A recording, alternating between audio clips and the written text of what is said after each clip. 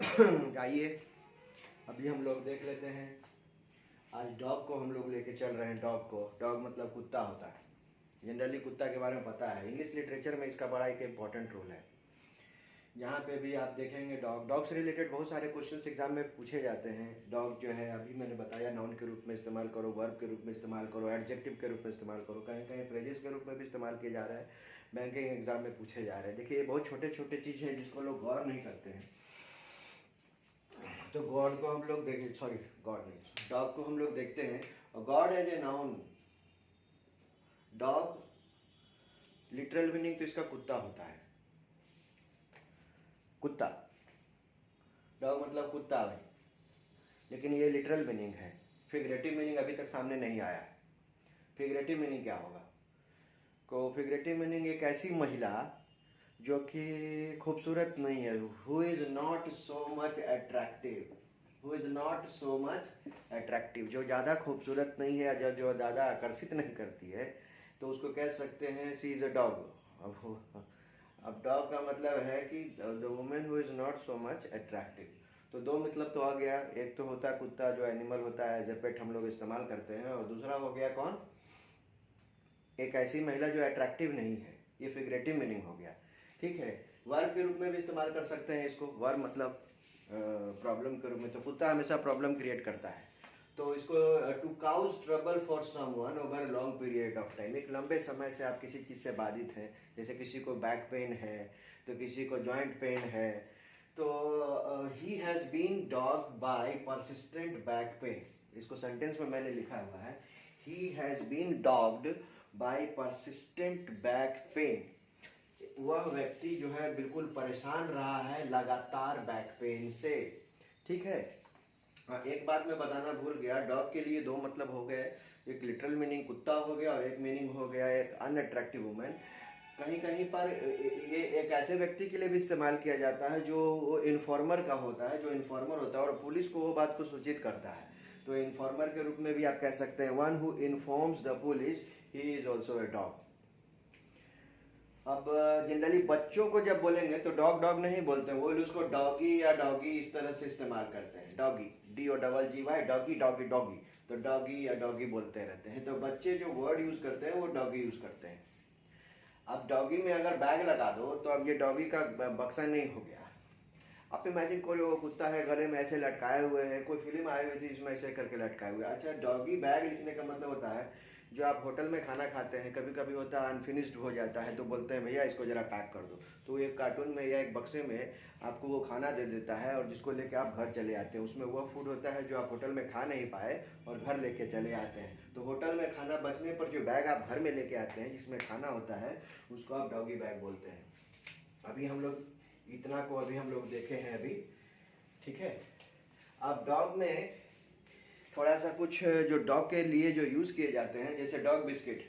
तो dog biscuit का मतलब वो बिस्किट हो सकता है या कोई भी फूड आइटम होता है जो हार्ड आइटम होता है जो कुत्ते को दिया जाता है खाने के लिए, दैट इज डॉग बिस्किट। तो dog biscuit is the actually the food of the dog, आप कह सकते हैं फूड ऑफ द डॉग। अच्छा, डॉग कॉलर क्या होता है? तो डॉग के जो गले में जो पट्टा होता है इसको आप बोलते हैं डॉग कॉलर। तो पट्टा, तो डॉग बिस्किट, डॉग का पट्टा।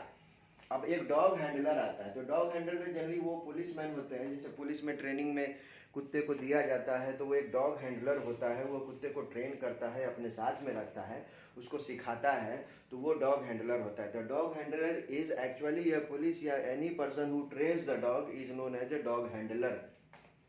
अब डॉग स्लेड करके आता है, SLED, स्लेज करके आप देखिएगा, SLEG। स्लेज जनरली होता है एक पहिया जाए। कुत्ते, बहुत सारे कुत्ते जो होते हैं बर्फीले इलाकों में होते हैं, तो वहाँ पर जो कुत्ते जो होते हैं उनसे बग्घी, जैसे जैसे घोड़े खींचते हैं बग्घी को, वैसे वहाँ पर भी खींचा जाता है बर्फ़ में। तो उनको कुत्ता को जैसे बैल को लगा देते हैं, घोड़े को लगा देते हैं, वैसे ही कुत्ते को आगे लगा दिए। तो वो जो होता है डॉग का जो व्हीकल होता है जिसमें कुत्ते को आगे लगा दिया जाता है, दैट इज डॉग स्लेड।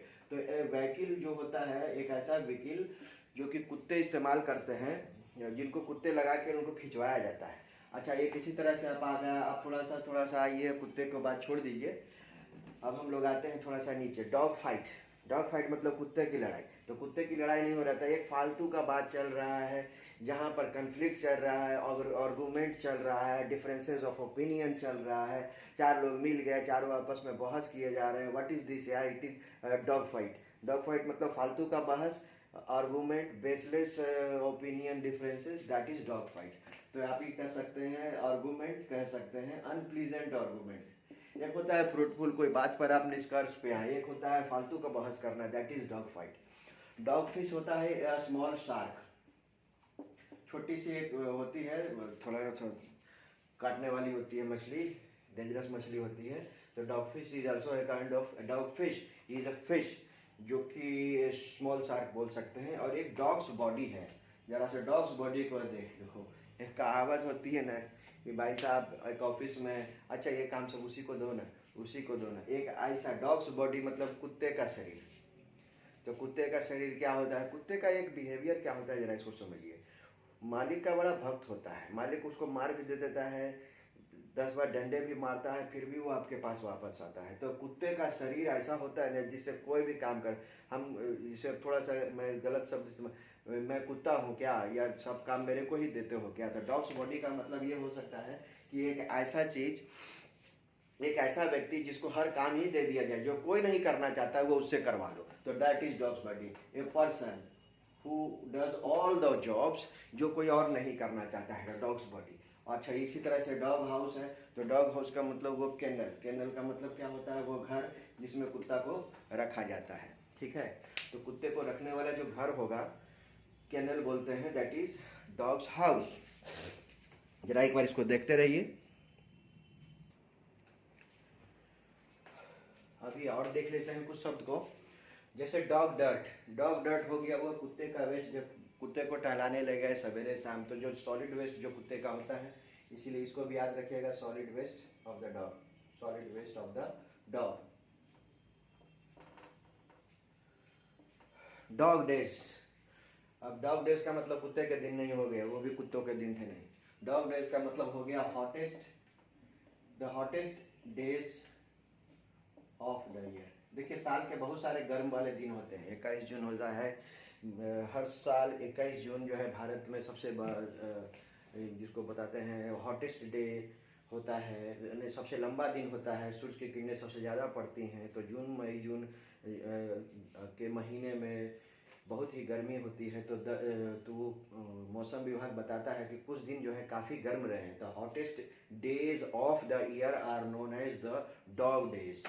अच्छा, एक डॉग ईट डॉग, कुत्ते को कुत्ते खाता है। अब यहाँ कुत्ते को कुत्ता खाता है वाला बात है, आप ऐसा नहीं समझिए। टफ कंपटीशन, जहाँ पर बहुत ही ज़्यादा कंपटीशन हो, हर फील्ड में आज कंपटीशन है। देखिए मैं यूट्यूब वीडियो बना रहा हूँ, उसमें भी बहुत सारा कंपटीशन है, एक पर एक है। मैंने तो अभी बस शुरुआत की है, तो कहीं पर भी ऐसा नहीं है। एसएससी का एग्ज़ाम ले लो, बैंक का एग्ज़ाम ले लो, आईएएस का एग्ज़ाम ले लो, कोई लकड़ी बनाता ही है, कुछ भी करता है, तो कंपटीशन तो बहुत टफ होता है। तो डॉग ईट डॉग का मतलब हो ही गया, एक फ्रेज है, इसका मतलब हो गया tough competition. Doggy paddle, doggy paddle, तो it is a swimming style, swimming style. कुत्ता को आप देखिएगा कभी पानी में तैरते हुए बचाने के लिए जा रहा है अपने मालिक को, ऐसे ऐसे ऐसे ऐसे कर करके वो चलता है। तो doggy paddle is a style, that is एक तैरने की एक जो आर्ट है या कला है, that style is known as doggy paddle. एक थोड़ा सा एक नया हटकर मैं एक चीज़ आपको बता रहा हूँ। बहुत लोगों को आप देखिएगा फ़ोन पे गप किए हुए जा रहे हैं, करे जा रहे हैं लंबा लंबा, कौन है भाई, कहाँ फ्रेंड है, कहीं ना कहीं लगे हुए। देखिए गीता है, Geeta has been on the dog for 3 hour, कुत्ते के ऊपर बैठी हुई नहीं है। ऑन द डॉग का मतलब on a phone, she is on the phone for 3 hour. यहाँ डायरेक्टली अगर फ़ोन बोलेंगे तो हो जाएगी बात, इसीलिए सीधे बोल दिया जा रहा है कि Geeta has been on the dog for 3 hours. Dog whistle एक करके आप नीचे में आ रहा है एडजेक्टिव के रूप में। डॉग विसल मतलब कुत्ते का सीटी नहीं हो गया। यहाँ पर बहुत लोग होते हैं, जैसे अभी तो पॉलिटिकल माहौल चल रहा है, बड़ा गर्म माहौल है, तो प्रतिपक्ष के लोग जो होते हैं, जो सत्ता में होते हैं, उनके खिलाफ में कुछ ना कुछ बोलते रहते हैं। तो सत्ता वाले भी विपक्ष के खिलाफ में डायरेक्टली नहीं बोलते हैं, आक्षेप करते हैं, किसी पर सरकास्टिक रिमार्क करते हैं, तो अनक्लियर होता है। वो तो वही लोग समझेंगे ना। अभी जैसे एक ज्ञानी हैं, आप तो बहुत बड़े ज्ञानी हैं, तो इस तरह से बोल के किसी के बारे में हो सकता है कि यह बात हो रहा हो, मनमोहन सिंह के बारे में हो रहा हो। तो dog whistle is something unclear statement, subtle statement, जो कि प्रतिपक्ष या फिर जो है सत्ताधारी लोग आपस में पॉलिटिकल मैसेज देने की कोशिश की जाती है। Dog is that is dog whistle. और उसके बाद है डॉग टायर्ड, कुत्ते की तरह थका हुआ। डॉग टायर्ड, ये देखिए कुत्ता काफी दौड़ भाग किया हो, काफी थका हो, जो एक्सट्रीमली एग्जॉस्टेड होता है ना, एकदम बिल्कुल थक हार के चूर हो गया है, उसको अब तो लगता है एकदम स्लीपी हो गया है, अब उसको उठा नहीं सकते हो आप लोग। That is dog tired, completely tired जो हो चुका है, बहुत थक चुका है, दैट इज डॉग टायर्ड। भाई मेरे को मत उठाओ, आई एम डॉग टायर्ड। डॉज्ड, अब इसको डॉज्ड पढ़ेंगे, डॉग्ड मत पढ़िएगा, डॉज्ड। डॉज्ड का मतलब होता है बहुत एकदम दृढ़ संकल्प लिए हुए। उसको मैंने सेंटेंस करके बनाया, their success was due to the dogged determination. बिल्कुल कठिन कठिन बोला जाए, या बिल्कुल बिल्कुल बोल सकते हैं स्टबॉर्न बोल दिया जाए, बड़ा ही एकदम मजबूत, तो आज मजबूत ज़्यादा होगा, मजबूत डिटर्मिनेशन था उसका। कोच अगर उसका मजबूत डिटर्मिनेशन नहीं होता तो उसकी सक्सेस नहीं होती। डॉज मतलब डिटर्मिन्ड। डॉग ईयर्ड का मतलब होता है ब्रोकन। जनरली आप किताब बहुत पुरानी हो गई हो, या पढ़ते पढ़ते आप इतना यूज़ कर लिए हैं कि उसके जो कॉर्नर एंड होते हैं वो अगर टूट गए हों या फट गए हों, तो आप बोलते हैं डॉग ईयर्ड। कुत्ते के डॉग ईयर्ड का मतलब कुत्ते का कान नहीं हो गया, ब्रोकन हो गया या डैमेज हो गया, किताबें के पन्ने फट गए हैं, उसके कोने फट गए हैं, तो दैट इज डॉग ईयर्ड। और एक लास्ट में हम लोग देखते हैं dog and. Dog and, cigarette का जो एंड वाला हिस्सा होता है ना, जो लोग सिगरेट पीते हैं और उसके बाद उसके आखिरी जो बच जाता है उसको वो फेंक देते हैं, that is dog and. Dog and का मतलब आखिरी, जो कुत्ता जो है उसका आखिरी नहीं हो गया, सिगरेट का जो अंत हिस्सा हो गया, उसको आप बोलते हैं डॉग एंड। अब इसको छोड़ दें और थोड़ा सा एक इम्पॉर्टेंट चीज में आइए। डॉग से एक डोगमा बना है। डोगमा मतलब हो गया बिलीफ या प्रैक्टिस या फिर कल्चर।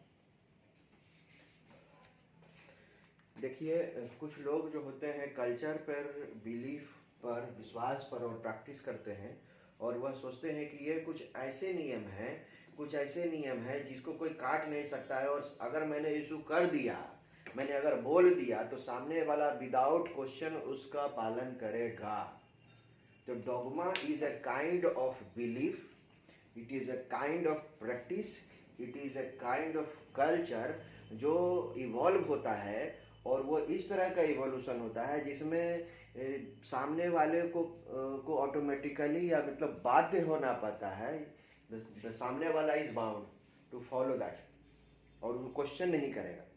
तो डॉगमा वही होता है, the set of practice, believe या culture who is bound to follow that without questioning that. और डॉगमेटिक हो गया, तो डॉगमेटिक अगर हिटलर को बोला जाए तो हिटलर अपने आप को कुछ इस तरह का समझता था कि हम जो कह देंगे उसको सामने वाले को मानना ही होगा, और ऐसा था जर्मनी में सेकेंड वर्ल्ड वॉर के पहले। जो हिटलर जो कह देता था उसको लोग अनअपोज्ड मानते थे। वह एक तरह से डिक्टेटर बन चुका था, और वह था, और उसकी बातें डॉगमेटिक होती थी। डॉगमेटिक मतलब हो गया, डॉगमेटिक पर्सन का मतलब होता है एक ऐसा इंसान जो कुछ कह देगा तो उसकी बात को लोग बिना, वो निराधार ही क्यों ना हो, इरेशनल ही क्यों ना हो, जिसको कुछ का कोई वैल्यू नहीं है, लेकिन फिर भी लोग उसको सत्य मान करके चले जा रहे हैं और उस बात को मान रहे हैं। तो डॉगमेटिक पर्सन मतलब a person who issues such A command, और लोग उसको बिलीव करेंगे, उसको विश्वास करेंगे। डॉगमेटिज्म एटीट्यूड, जो उस तरह का एटीट्यूड होता है लोगों में, डॉगमेटिज्म बोलते हैं। लोग उस तरह के ही एटीट्यूड में चलते हैं, क्यों ना डॉगमेटिज्म पर लोग का भरोसा किया जाए, उसी तरह का कंसेप्ट ले आए, उसी तरह का एटीट्यूड ले आए। तो देखिए डॉग से रिलेटेड आज हम लोग बहुत सारे वर्ड पढ़ चुके हैं, और कहीं ना कहीं इसमें से एक आध क्वेश्चन आ जाते हैं, और एग्जामिनर को सबसे ज़्यादा मज़ा आता है यहीं तरह की लोकल या छोटी छोटी बातें जिस पर स्टूडेंट लोग बिल्कुल ध्यान नहीं देते हैं। तो उम्मीद है कि आप इस वीडियो को देखेंगे, समझेंगे, और एग्जामिनेशन में अगर मेरे थ्रू अगर कुछ आपको हेल्प हो जाए तो मैं समझूंगा कि ये मेरा वीडियो बनाना सार्थक हुआ। बहुत बहुत धन्यवाद आपका जी।